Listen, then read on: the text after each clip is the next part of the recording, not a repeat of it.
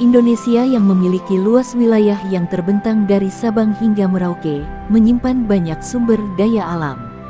Salah satunya adalah hutan, di mana di dalamnya hidup banyak jenis flora dan fauna, bahkan terbilang hidupnya terancam punah. Ancaman kepunahan tersebut tak lain lantaran habitatnya yang kian berkurang, perburuan liar hingga perdagangan liar. Dan ternyata, di Indonesia memiliki hewan-hewan yang sangat khas dan hidupnya hanya ada di Indonesia. Nah, hewan langka apa saja yang hidupnya hanya bisa ditemui di Indonesia? Inilah daftar 5 hewan langka yang hidupnya hanya ada di Indonesia. Badak Sumatera. Badak Sumatera menjadi hewan yang juga keberadaannya tidak bisa ditemukan di negara lain. Di Indonesia, badak Sumatera menghuni kawasan TN Bukit Barisan, TN Gunung Leser, dan TN Wai Kambas kian terancam punah. Dengan jumlah kurang dari 80 ekor, penghuni hutan tropis yang hidup secara soliter ini hanya melahirkan satu anak setiap 3 atau 4 tahun sekali. Dan uniknya lagi, badak menjadi spesies badak terkecil dan satu-satunya badak bercula 2 yang ada di Asia. Dan juga ada spesies lainnya, yakni badak Jawa atau badak Sunda yang juga termasuk dalam kategori satwa langka di Indonesia.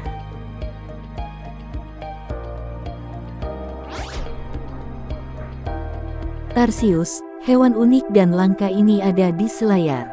Tarsius, hewan unik dan langka ini ada di Selayar. Tarsius adalah primata kecil yang sering disebut sebagai monyet terkecil di dunia, meskipun satwa ini bukan monyet. Sedikitnya terdapat 9 jenis tarsius yang ada di dunia, 2 jenis berada di Filipina sedangkan sisanya, 7 jenis terdapat di daratan Sulawesi, termasuk di Kepulauan Selayar. Tarsius adalah binatang langka dan dilindungi di Indonesia. Tarsius yang hanya memiliki panjang sekitar 10-15 cm dengan berat sekitar 80 gram, dapat melompat sejauh 3 meter hampir 10 kaki dari satu pohon ke pohon lainnya. Tarsius juga memiliki ekor panjang yang tidak berbulu, kecuali pada bagian ujungnya. Setiap tangan dan kaki hewan ini memiliki 5 jari yang panjang. Jari-jari ini memiliki kuku, kecuali jari kedua dan ketiga yang memiliki cakar.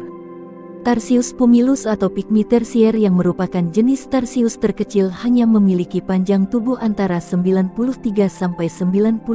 mm dan berat 57 gram. Panjang ekornya antara 197-205 mm.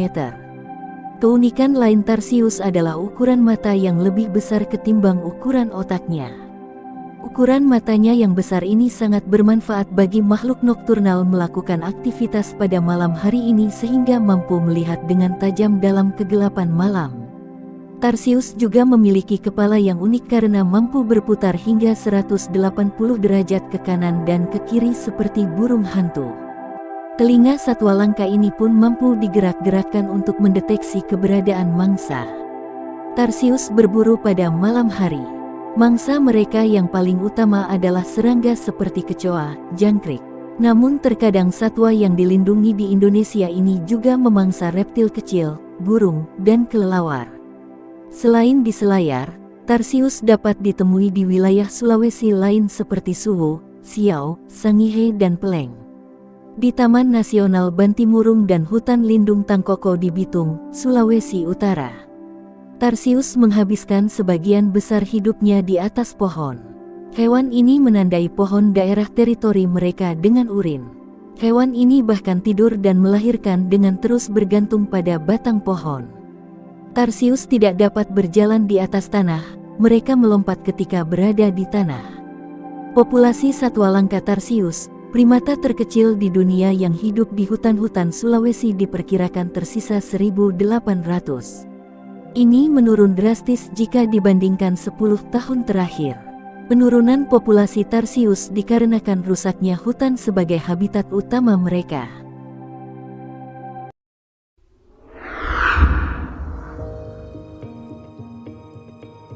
Gajah Kalimantan, si kerdil yang terancam punah. Ukuran tubuh gajah Kalimantan atau gajah Borneo Elephas maximus bonensis lebih kecil dibanding gajah pada umumnya. Sementara gajah Asia bisa setinggi 3,5 meter, gajah Afrika mencapai 4 meter, tinggi gajah Kalimantan maksimal hanya 2,5 meter. Menjadi jenis gajah termungil di dunia, satwa ini dijuluki sebagai gajah kerdil atau Borneo Pygmy Elephant. Kendati ukurannya kecil, gajah Kalimantan sanggup berjalan sejauh 7 hingga 13 km dalam sehari. Selain itu, gajah Kalimantan memiliki panjang ekor yang unik. Ekornya bisa mencapai lantai tanah. Gajah ini juga memiliki telinga yang lebih lebar dan bentuk gadingnya relatif lebih lurus dibanding gajah-gajah lainnya. Raut mukanya terlihat seperti bayi gajah, dan sifatnya tidak agresif. Tubuhnya pun lebih membulat dibanding badan gajah Sumatera yang lebih ramping. Gajah Kalimantan merupakan subspesies dari gajah Asia. Satwa ini hanya bisa ditemukan di daerah yang kecil di Borneo, di antaranya di wilayah Sabah Malaysia dan wilayah utara Kalimantan Timur. Di habitatnya, gajah betina umumnya hidup berkelompok. Gajah jantan hidup menyendiri dan hanya bertemu dengan betina saat musim kawin. Betina hanya melahirkan satu anak dengan periode kehamilan 19 hingga 21 bulan. Masyarakat suku Dayak Agabak yang berada di sekitar habitat gajah Kalimantan menyebut gajah dengan sebutan nenek. Gajah dianggap sebagai binatang yang sakral dan tidak boleh diganggu atau dimusuhi. Orang yang melanggarnya akan bernasib buruk. Saat ini, jumlah gajah endemik Kalimantan ini hanya sedikit tersisa. Di Indonesia, diperkirakan tinggal berjumlah 30-80 ekor saja. Dari jumlah itu, 5-20 diantaranya diperkirakan adalah gajah jantan. Sebab itu, IUCN menetapkan gajah Kalimantan dalam status spesies yang terancam punah endangeret.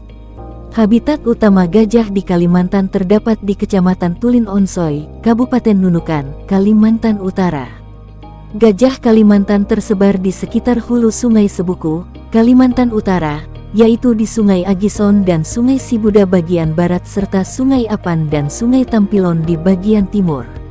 Habitat gajah Kalimantan masuk dalam wilayah Heart of Borneo atau wilayah inisiatif dari Brunei Darussalam, Indonesia, dan Malaysia dalam upaya menjaga lingkungan. Meski jumlah populasi lebih sedikit dibanding dengan yang berada di negara tetangga, keberadaan gajah Kalimantan di Indonesia tetap berarti bagi keanekaragaman hayati yang dimiliki negara ini. Habitat gajah Kalimantan harus dipertahankan di tengah ancaman terhadap habitat aslinya.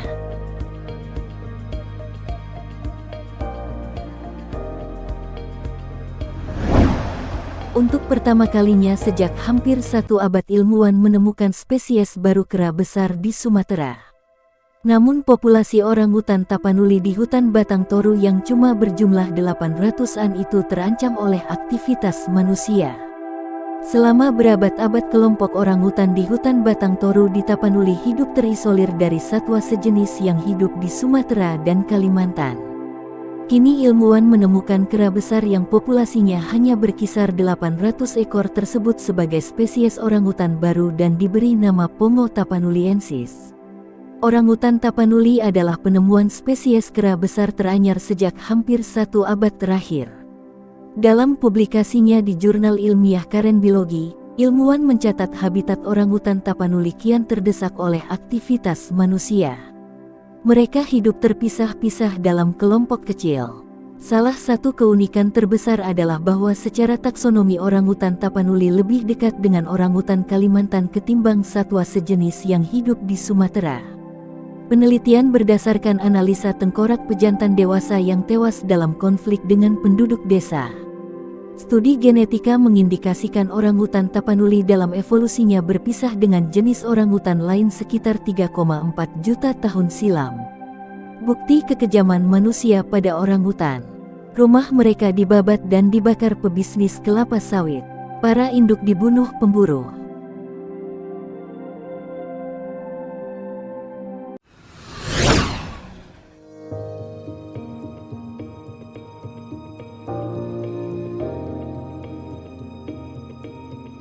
Harimau Sumatera terancam punah atau langka karena perburuan satwa dan penggundulan hutan. Harimau Sumatera terancam punah atau langka karena perburuan satwa dan penggundulan hutan.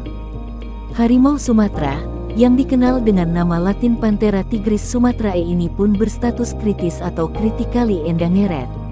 Hewan langka, sering dikaitkan dengan hewan terancam punah, adalah spesies hewan-hewan yang sudah sulit ditemukan di alam sekitar kita. Mengetahui bahwa harimau Sumatera telah mengalami kelangkaan populasi, kita mulai mencari tahu apa penyebab terjadinya kelangkaan harimau Sumatera. Penyebab kelangkaan harimau Sumatera. Ada banyak penyebab hewan-hewan di bumi mengalami kelangkaan, yang faktor penyebabnya bisa terjadi secara alami maupun karena tingkah laku manusia. Secara alami, hewan dapat punah karena bencana alam. Sedangkan hewan punah akibat manusia karena diburu, penebangan liar, dan pemanasan global. Perburuan liar merajalela dan menyebabkan hampir seluruh kematian hewan ini. Bagian-bagian tubuh harimau banyak digunakan dalam pengobatan tradisional, terutama di Tiongkok, meskipun bukti ilmiahnya sangat banyak bahwa mereka tidak memiliki nilai manfaat. Pada tanggal 19 Juni tahun 2021 lalu, seorang penjual tulang dan kulit harimau Sumatera bahkan telah berhasil ditangkap oleh tim Gakum KLHK bersama Polda Bengkulu, wilayah Bengkulu Lampung di Jalan Desa Lubuk Sini. Ini menandakan bahwa manusia juga dapat menjadi salah satu penyebab terjadinya kelangkaan harimau Sumatera.